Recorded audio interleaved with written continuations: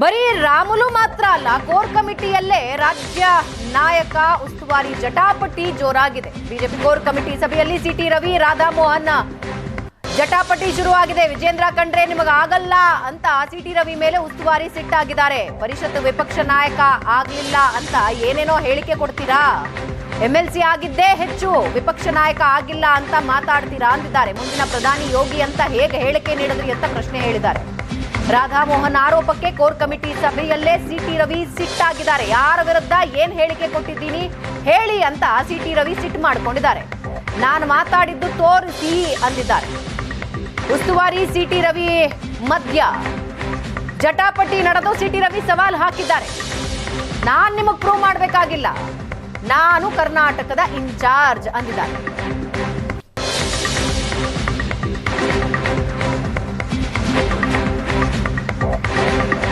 ಬಗ್ಗೆ ಇನ್ನಷ್ಟು ಡೀಟೇಲ್ಸ್ ಹಂಚ್ಕೊಡ್ತಾರೆ ನಮ್ಮ ಪ್ರತಿನಿಧಿ ರವಿ ಶಿವರಾಮ್.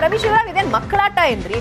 ಉಸ್ತುವಾರಿ ಒಬ್ಬರು ಬರ್ತಾರೆ, ಡೈರೆಕ್ಟ್ ಇಂಡಿವಿಜುವಲಿ ಟಾರ್ಗೆಟ್ ಮಾಡಿ ನೀನು ಏನು ಪರಿಷತ್ ಸದಸ್ಯ ಆಗಿದ್ದೆ ಹೆಚ್ಚು, ವಾಟ್ ಏನ್ ಮಾತಾಡ್ತಿದ್ದಾರೆ ಇವರು? ಭಾಷೆನ ಇದು ಉಸ್ತುವಾರಿಗಳು ಬಂದು ಮಾತಾಡೋದು?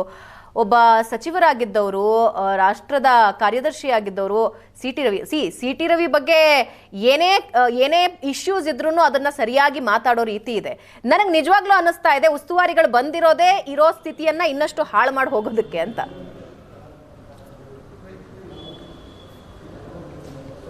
ತಾವು ಹೇಳಿದಂತೆ ಸಿಟಿ ರವಿ ಏನು ನಿನ್ನೆ ಮೊನ್ನೆ ಬಿಜೆಪಿಗೆ ಬಂದಂತ ನಾಯಕರಲ್ಲ. ಅವರು 30-32 ವರ್ಷಗಳ ಕಾಲ ಬಿಜೆಪಿ ಕೆಲಸವನ್ನ ಮಾಡಿದ್ದಾರೆ.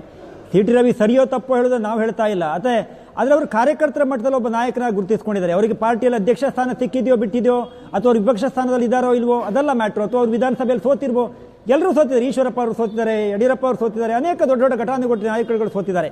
ರಾಜಕಾರಣದಲ್ಲಿ ಅದೆಲ್ಲವೂ ಸಾಮಾನ್ಯ. ಆದರೆ ಸಿಟಿ ರವಿ ಅಂತ ಹಿರಿಯ ನಾಯಕರುಗಳಿಗೆ ಈ ರೀತಿಯ ಮಾತುಗಳನ್ನು ಬಹುಶಃ ನರೇಂದ್ರ ಮೋದಿ ಅಥವಾ ಅಮಿತ್ ಶಾ ಅಂತವ್ರು ಆಡಿದ್ರೆ ಅವರು ಕೇಳ್ಕೊಂಡು ಸುಮ್ಮನೆ ಇರ್ತಿದ್ರೇನೋ. ಆದರೆ ಅಗ್ರವಾಲ್ ಅಂತವ್ರು ಬಂದು ಸಿಟಿ ರವಿ ಅಂತ ಹಿರಿಯ ನಾಯಕರುಗಳಿಗೆ ನೀವು ವೈಯಕ್ತಿಕವಾಗಿ ನೀವು ಕೇಳುವಂಥ ಪ್ರಶ್ನೆ, ಅಥವಾ ನೀವು ಆಗಿದ್ದು ಹೆಚ್ಚು, ಅಥವಾ ಈ ರೀತಿಯ ಮಾತುಗಳನ್ನು ಹೇಳೋದೇನಿದೆಯಲ್ಲ, ಇದನ್ನು ಸಿಟಿ ರವಿ ಅವರು ಕೂಡ ಕೋರ್ ಕಮಿಟಿ ಸಭೆಯಲ್ಲಿ ಬಹಳ ಗಟ್ಟಿಯಾಗಿ ಪ್ರಶ್ನೆ ಮಾಡಿದ್ದಾರೆ ಅನ್ನುವಂಥ ನಮಗಿರುವ ಮಾಹಿತಿ. ನಾನು ಎಲ್ಲಿ ಮಾತನಾಡಿದ್ದೀನಿ ಆ ರೀತಿಯ ಅದನ್ನು ತೋರಿಸಿ ಹೇಳುವಂಥ ಸವಾಲುಗಳನ್ನು ಕೂಡ ಅಗರ್ವಾಲ್ ಅವರಿಗೆ ಹಾಕಿದ್ದಾರೆ ಎನ್ನುವಂಥ ಮಾಹಿತಿಗಳು ನಮಗೆ ಕೆಲವು ಮೂಲಗಳ ಮಾಹಿತಿಗಳಿಂದ ಗೊತ್ತಾಗ್ತಾ ಇದೆ. ಭಾವನಾ, ತಾವು ಹೇಳಿದಂತೆ ಅಗರ್ವಾಲ್ ಅವರು ನಿನ್ನೆ ಒಂದು ಸಿಟಿ ರವಿ ಅವರ ಬಗ್ಗೆ ಮಾತನಾಡಿದಿರಬಹುದು, ಇನ್ನೊಂದು ಶ್ರೀರಾಮುಲು ಅವರ ಬಗ್ಗೆ ಮಾತನಾಡಿದಿರಬಹುದು.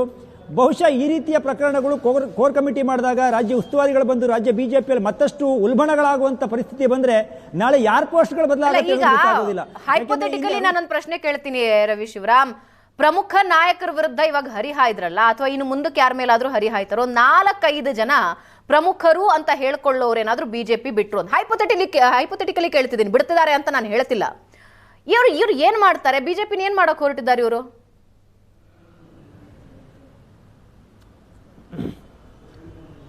ಭಾವನಾ, ಗೆದ್ದಿರೋದು ಬಿಜೆಪಿ 66. ಸರ್ಕಾರದಲ್ಲಿದ್ದಂಥ ಆಡಳಿತದಲ್ಲಿದ್ದಂಥ ಒಂದು ಪಕ್ಷ 66 ಸ್ಥಾನಕ್ಕೆ ಬಂತು. ಅದು ಯಾವ್ಯಾವ ಕಾರಣ ಹೇಳೋದು ನಮಗೆ ಗೊತ್ತಿದೆ. ನಾವು ಆರಂಭದಲ್ಲಿ ಹೇಳಿದ್ವಿ, ಆ ಸೋಲಿಗೆ ಡೇ 1 ಏನೇನಾಯಿತು ಹೇಳೋದನ್ನು ಪೋಸ್ಟ್ ಮಾಡಬೇಕಾಗತ್ತೆ. ಆದರೆ ಶ್ರೀರಾಮುಲು ಅವರು ಈ ಹಿಂದೆ ಸ್ವಾಭಿಮಾನ ನನಗೆ ಧಕ್ಕೆ ಆಯಿತು, ನನ್ನ ಸ್ವಾಭಿಮಾನಕ್ಕೆ ಧಕ್ಕೆ ಬಂತು ಅಂತ ಹೇಳಿ ಅವರು ಪಾರ್ಟಿಯನ್ನು ಬಿಟ್ಟು ಪಕ್ಷೇತರವಾಗಿ ನಿಂತು ಗೆದ್ದಿದ್ದನ್ನು ನೋಡಿದ್ದೀವಿ. ನಂತರದಲ್ಲಿ BRS ಪಾರ್ಟಿಯನ್ನು ಕಟ್ಟಿದ್ದನ್ನು ನೋಡಿದ್ದೀವಿ. ಐ ಥಿಂಕ್ 4%, 5% ಇಡೀ ರಾಜ್ಯದಲ್ಲಿ ಅವರು ಓಟನ್ನು ಪಡ್ಕೊಂಡಿದ್ದು ನೋಡಿದ್ದೀವಿ. ಮತ್ತು ಅವರ ಪಾರ್ಟಿಯಿಂದ ಇವತ್ತಿನ ಬಿಜೆಪಿಯ ಪ್ರಧಾನ ಕಾರ್ಯದರ್ಶಿ ಆಗಿರುವಂಥ ಪಿ ರಾಜೀವ್ ಅವ್ರ ಪಾರ್ಟಿಯಿಂದಲೇ ಮೊದಲ ಬಾರಿಗೆ ಗೆದ್ದಿದ್ದು. ಹೀಗೆ ಶ್ರೀರಾಮುಲು ಅವರು ರಾಜಕೀಯವಾಗಿ ತನ್ನ ಶಕ್ತಿಯನ್ನು ಆ ಸಂದರ್ಭದಲ್ಲಿ ತೋರಿಸಿದ್ರು. ಅದು ಅವತ್ತಿದ್ದಂಥ ಜನಪ್ರಿಯತೆ ಅಥವಾ ಅವತ್ತಿದ್ದಂಥ ಅವರ ಏನೋ ಒಂದು ಬೆಂಬಲ ಇವತ್ತಿದೆಯಾ ಅದಿನ್ನು ಕ್ವಶನ್ ಮಾರ್ಕ್. ಆದರೆ ಶ್ರೀರಾಮುಲು ಬಿಜೆಪಿ ಅಂತ ಪಾರ್ಟಿಗೆ ಬಹುಶಃ ಇವತ್ತಿನ ದಿನಮಾನಕ್ಕೆ ಅನಿವಾರ್ಯತೆ ಇದೆ. ಯಾಕೆಂದ್ರೆ ಕಾಂಗ್ರೆಸ್ನಲ್ಲಿ ಸಿದ್ದರಾಮಯ್ಯ ನಾಯಕರಿರುವಾಗ, ಒಕ್ಕಲಿಗ ಸಮುದಾಯದ ಡಿ ಕೆ ಶಿವಕುಮಾರ್ ಇರುವಂತಹ ಸಂದರ್ಭದಲ್ಲಿ, ಅದೇ ರೀತಿ ಅಲ್ಲಿ ಸತೀಶ್ ಜಾರಕಿಹೊಳಿ ಇರುವಂತಹ ಸಂದರ್ಭದಲ್ಲಿ ಬಿಜೆಪಿ ಶ್ರೀರಾಮುಲು ಇರುವಂತಹ ಒಂದು ಫೇಸ್ ಅಗತ್ಯವಾಗಬೇಕಾಗಿದೆ. ಆದರೆ ಈ ರೀತಿಯ ಚರ್ಚೆ ಆದಾಗ ಸಹಜವಾಗಿ ತಾವು ಹೈಪೋಥೆಟಿಕಲಿ ಹೇಳಿದ್ರೆ ನಾಳೆ ಇವರೆಲ್ಲ ಪಾರ್ಟಿ ಬಿಟ್ಟರೆ ಕಥೆ ಏನು ಹೇಳೋದನ್ನ ಮತ್ತೆ ಹಾಗೆ ಕ್ವಶನ್ ಮಾರ್ಕ್ ಇಟ್ಬಿಟ್ಟೆ ಹೇಳಬೇಕಾಗತ್ತೆ. ನಾನು ಈ ಸರ್ಕಾರದಲ್ಲಿರುವಂತಹ ಪಾರ್ಟಿಗಳು ಬಡದಾಡ್ಕೊಂಡಿರೋದನ್ನ ಇಷ್ಟು ದಿನ ನೋಡ್ತಾ ಇದೆ. ಆದ್ರೆ ವಿರೋಧ ಪಕ್ಷದಲ್ಲೂ ಇಷ್ಟೆಲ್ಲ ಬಡದಾಟಗಳನ್ನು ಮಾಡ್ಕೊಳ್ಬಹುದು ಅನ್ನೋದನ್ನ ಕರ್ನಾಟಕದ ಬಿಜೆಪಿ ತೋರಿಸ್ಕೊಡ್ತಾ ಇದೆ. ಥ್ಯಾಂಕ್ ಯು ರವಿ ಮಾಹಿತಿಗಾಗಿ.